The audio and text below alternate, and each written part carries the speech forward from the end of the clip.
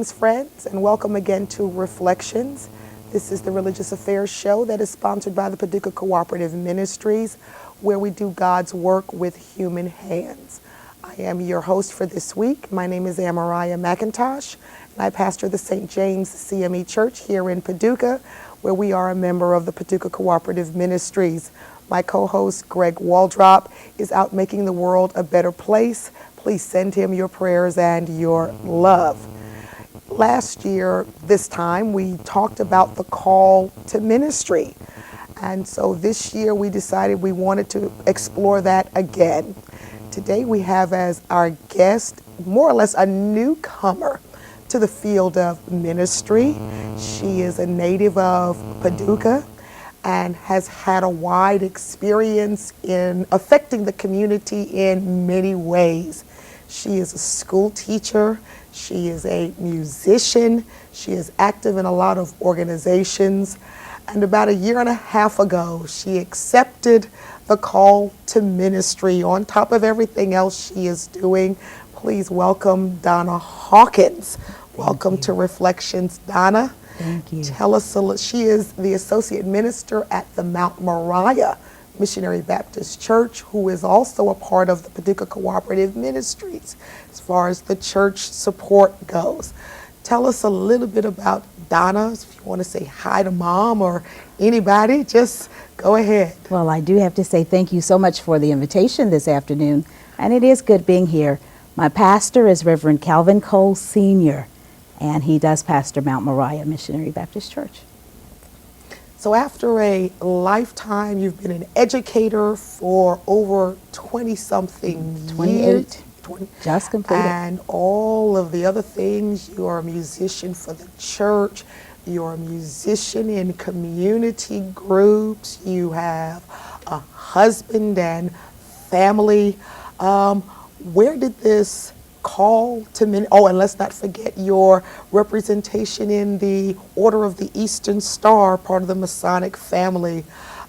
In this, all of that, how did you manage to hear God's call to you? This has been a lifelong call. From the time that I realized that I was in the world, there was a still voice, not audible, but I could hear it in my heart. The Lord was letting me know that there was something that He wanted me to do, something special that He wanted me to do. I knew I was called to teach. That was something that I always wanted to do, wanted to teach. I really wanted to teach first grade, and that's what I'm teaching right now. And doing wonderfully at it. I've had some good years, some good years. But during that time, I also taught Sunday school and was active in the church. My parents took me to church, and they wouldn't have it any other way, and I'm so glad that they did. They planted the seed early. I knew that there was something special that I was to do. But not only me, everyone has a call. Yes. Everyone has a call on their life. There's something special that the Lord wants everybody to do. But it wasn't until my father passed away in 1988 that the feeling kept getting stronger and stronger. My father was an avid Bible scholar. Oh, he could quote scriptures and tell you exactly where scriptures could be found. He loved studying the Bible, and he loved challenging not only me, but all the young people at our church. He served as superintendent of Sunday school for years and years and years. And we just spent time in the Word, and I could just feel the Lord calling me to do a greater work for Him. And so teaching and playing and singing, there was still something missing. Still something missing. I preached my first sermon from the pulpit at Mount Moriah in December of 2002.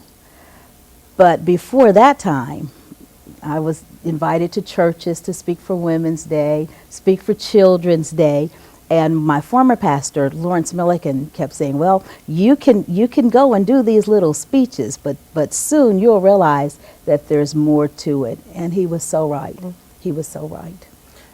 And I'm glad to have you here today. And we also want to mention that this is the 50th year celebration in the United Methodist Church of giving full clergy rights to women. So even though I'm Methodist, you're Baptist, but we're in a milestone celebration for some of our sisters. 50 years later, do you feel it's any easier than it was then? Maybe a little, but I'll tell you what, this 50th year is so significant to me. On the 28th of this month, I'll be 50 years old. Okay. And we have made so many advances in the past 50 years. When I was a little girl, there were only a few women ministers here in Paducah. Yes. And I can remember how they were treated. And those ladies are the ladies who paved the way. I couldn't sit here if it hadn't been for Sarah Stratton. Yes. There's no way I could sit here if it hadn't been for her. And she has been an inspiration.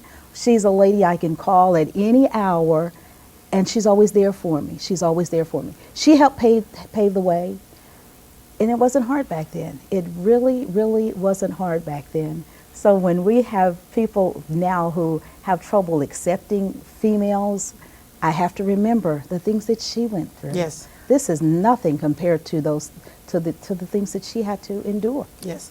Yeah. Speaking of your, when you preached your initial sermon as a minister, I was present, and next year will be my 25th year in ministry. Not tooting my horn or anyway, but I saw just with your service the difference than when I went through.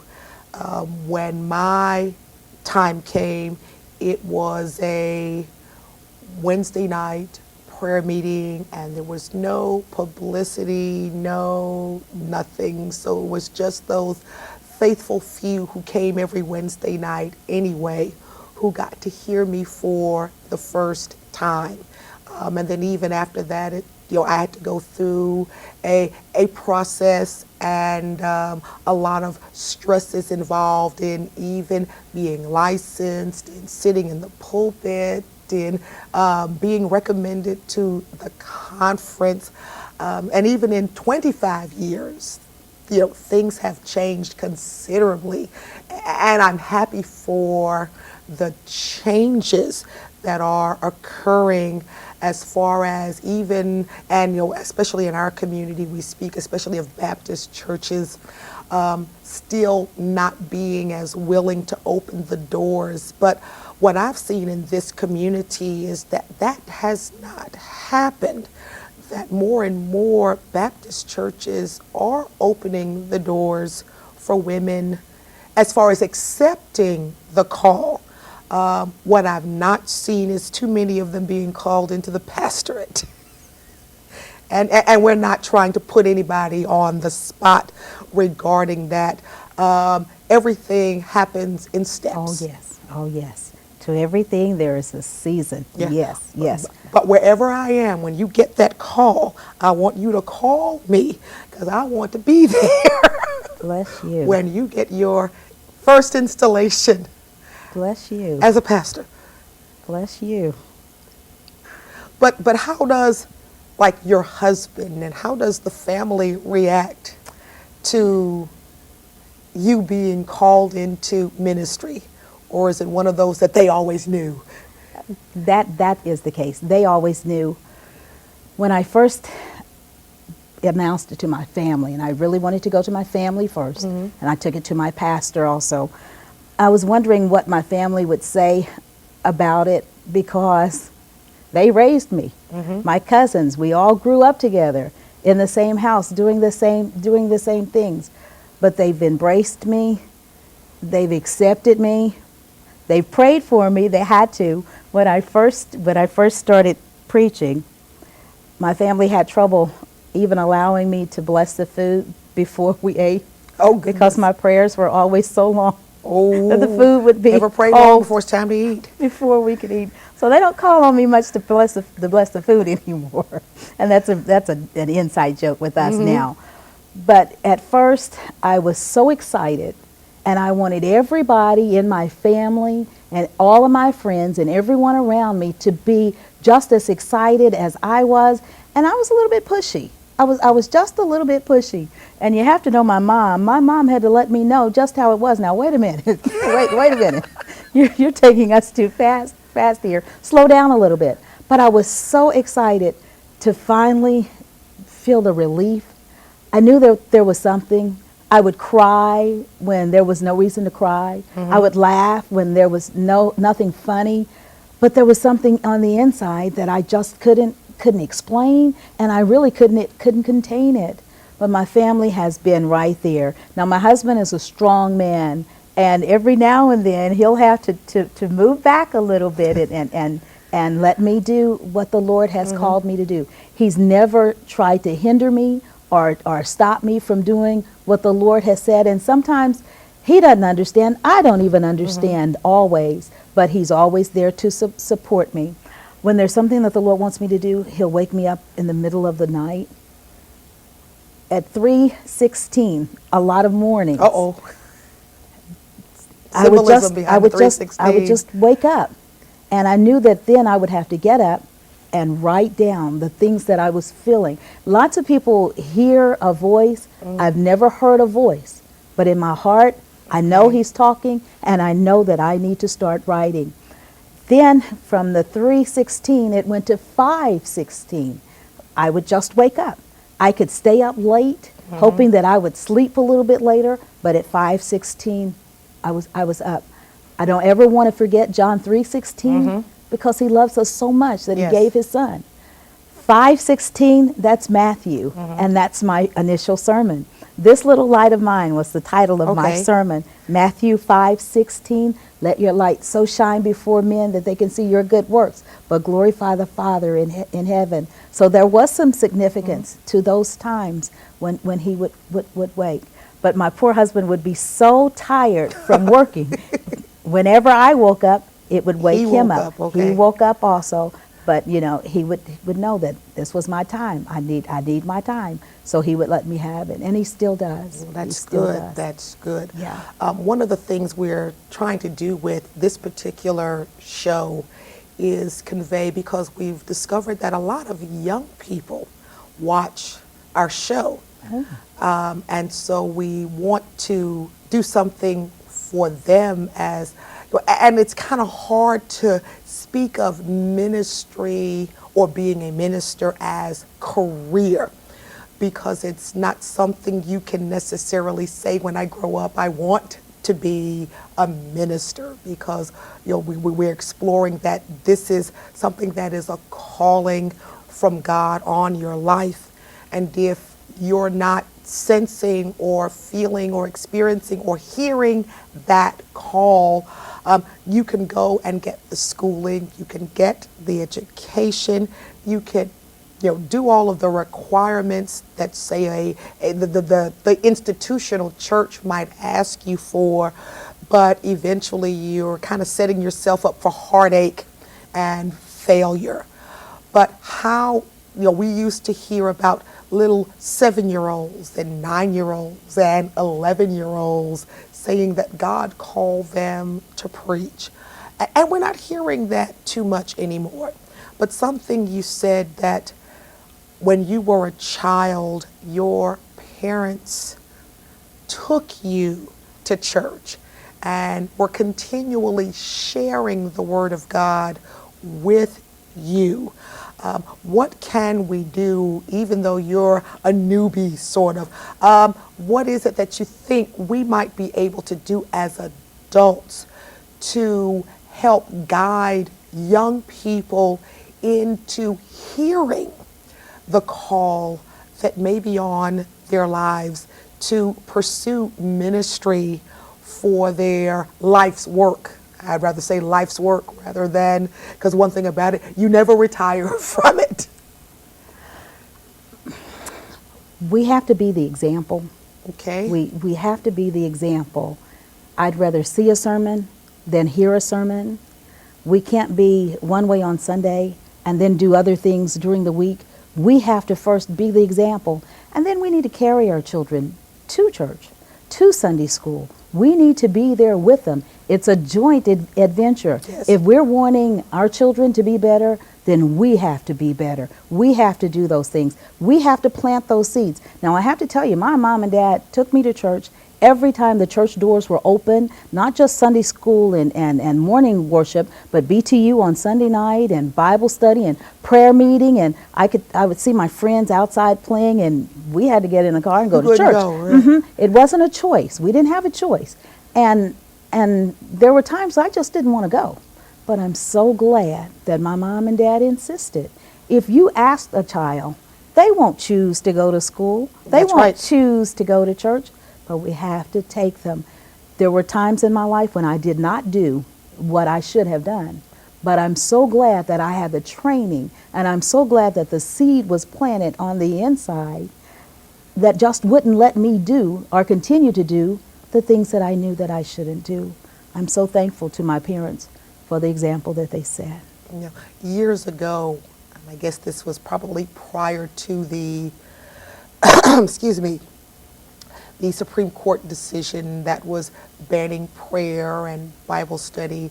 I guess when we were younger, high school counselors, or I should say school counselors, school teachers used to probably see something in us that we didn't see and work in some kind of way to steer us to that. As a teacher in the system, can that still be done? Of course, of course. We have to encourage our children to be the best that they can be with whatever it is that they want to be. We have to encourage them, let them know that yes, you can make a difference in your life if you only will. Everybody has an opportunity. Everybody can. So for career days in elementary and middle school and high school, do you think it would cause a problem for ministers to be invited Well, do as you know, part of career days? There was a career day at Morgan Elementary School. Okay. We had a panel, and on that panel, Reverend Milliken was the All minister right. on the panel. The children wrote their own questions, and they wanted to know things like, well, why did you decide to be a minister? Okay. That was one of the questions that they wanted to know. But children need to see positive role models. They need to see positive role models. And we have so many. Everybody doesn't have to preach from the pulpit, That's right. but everybody can teach. Everybody can be an example. Everybody can be a role model if we will accept that. Okay, as far as your own study, being a teacher, you've got to go for continuing education and get those credits in order to keep your certifications. Any plans for pursuing further theological and... Most definitely. Most definitely. A workman is worthy of the profession for which he is called. Most definitely. Our church is so supportive. My goodness, there were some rough times. There really were. But my church members stood beside me, and I'm so thankful for that. But not only that, there's a pastors' conference in Louisville every February. Our church makes an effort to send each associate minister to the conference, and they're at the conference. There are classes that ministers can take, accredited classes. Very good. Yes, the J.V. Bottoms Institute. As a matter of fact, we were a part of the very first institute that was held last year, and we were able to go back again this year, and it's accredited by Shaw University in Raleigh, North Carolina. It's very interesting. Yes, I'm planning that's a Methodist school. I'm planning to retire in a few years. Okay. And that will give me more time. I have to study. I have to go to school. I want to know. I want to know more. I want to learn. I want to be taught. You understand that Oh, yes, just ma'am. having a call is Not enough. Not enough. Not enough. I have to perfect the profession. I don't want to bring shame. I'm carrying the gospel, and the gospel is so precious, and it has to be handled with care. I can't half do a job. I can't stand before a congregation and not be able to impart to them the message that the Lord has given. And he does give the message, but there has to be some study. There has to be some time in fasting and praying and meditation. That preparation has to be done. And yes, I plan to go to school. Okay. Have to. So what do the little girls say to you at church? You would be surprised at the little ones who want to be ministers. And a few years ago, that was not heard of. Okay. A few years ago, I want to be a mommy, and there's nothing wrong with that. That's nothing, right. nothing. I want to be a teacher. That's fine, wonderful. But now they're wanting to do the Lord's work too, and I think that's something. I think that's something. Very good. Tell us some more about some of your other life experiences that may have influenced your call. Oh my goodness. My father passed away in 1988, and the year he passed away, my mom was elected Grand Matron for the state of Kentucky with the Order of Eastern Star. My mom and dad had already made plans to do all the traveling that she needed to do, but when my father died, then the travel was left to me and my sister, and I. And since I didn't have children, then you had to do most of the I driving. did most of the driving, and that was fine. But we made so many trips to Louisville. We went to Baltimore, and every place that my mom needed to go, I was there to drive her. And there were so many times when I was so tired, I couldn't keep my head up, and couldn't keep my eyes open. And there were times when I heard my name called. And I just told you I hadn't heard, but I heard my name called, which woke me up. And I'm really looking around, knowing that there wasn't anyone else in the car to call me because my mom was sitting beside me asleep. I know that the Lord has spared my life. I've been in terrible car accidents where the cars have been totally demolished, but I was able to walk away. That's God. That's God. I can call on him when I need something, and he's always there. He always comes through. Yeah. Ask a question. Do you believe or do you feel that pastors spend enough time personally with children to give them maybe that encouragement and push? We know that parents have the primary obligation. Getting ready to shatter another fallacy. It is the parents' job not only to bring them to church, but also to teach at home. Yes. But I think sometimes as pastors, we get so involved in the administration. We get so tied up in dealing with what we might call adult issues. But I remember as a child that the pastor always took time to say hi, always took time to shake our hand. I attended a parochial school where the pastor came and passed out our report cards even. You know that Calvin Cole is our pastor. Yes. And he's a retired educator, which means he spent a lot of time with young people. So he's comfortable working with young people, and the young people of the church just love him. He does spend time with them. Our youth have their own organization. This is aside from Sunday school and Vacation Bible School, but we have a youth department that's really, really working in the church. And our pastor is right there, leading the way. Yeah, you've had some great speakers recently. Oh my goodness, yes.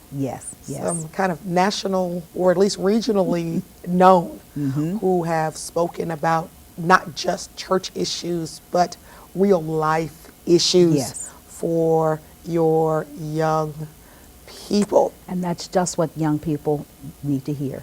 We've had Ferris Hill. He came to speak with the young people and to sing for them. Claiborne Lee has been at our church. So we are making an effort to reach young people. Things that worked when I was young are not working today because society has changed. Yes. Our children have changed. Issues have changed. And if we don't keep up with what's going on in the lives of our young people, we're going to lose them, and we sure can't afford to do that. We can't afford to do that. A lot of times we'll say that the young people are the children of tomorrow. They're the children of today. Yes. They are the children of today. It's up to us to train them in the way that they should go. We have to train. We have to be the examples for them. So how does the church maintain being the church in a changing world? Pastors of 30 years are still wrestling with that question.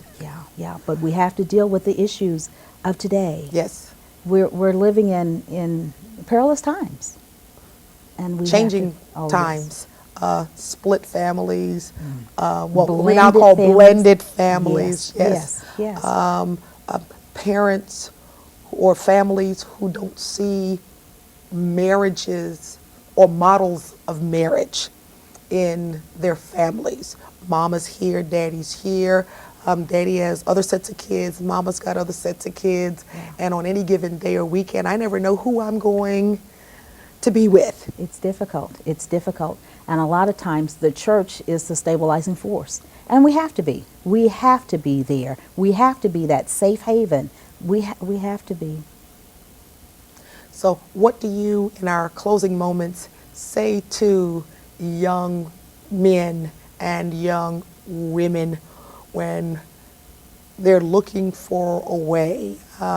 Is there any discernment that you see that may help you to help guide some of these young people towards hearing the call of God on their lives? My goodness. If I had only stopped long enough when I was young to listen, their heartaches and trials and things that I experienced that I wouldn't have experienced if I had slowed down long enough, to hear his voice. But you know how it is. I was a teenager. I wanted to be like everybody else. I wanted to be a part of the in crowd. I wanted to do what everybody else did. But he had something different for my life. He just did. When I followed his instructions and did what he said do, things went smoothly. But when I decided to do things my way, that's when the waters got rough. Young people don't have to experience everything. They don't have to touch fire to know that it's hot. Mm-hmm. There are some things that they can watch and observe other people and not fall into those same ditches. Yeah. He's the answer. He is the answer for the world today. We could go on talking, but our time is up. Is it up? Thank you, Donna. You made me feel so comfortable. Listen, I drove here. What time was it? It was about 2:45. I have been all over this building.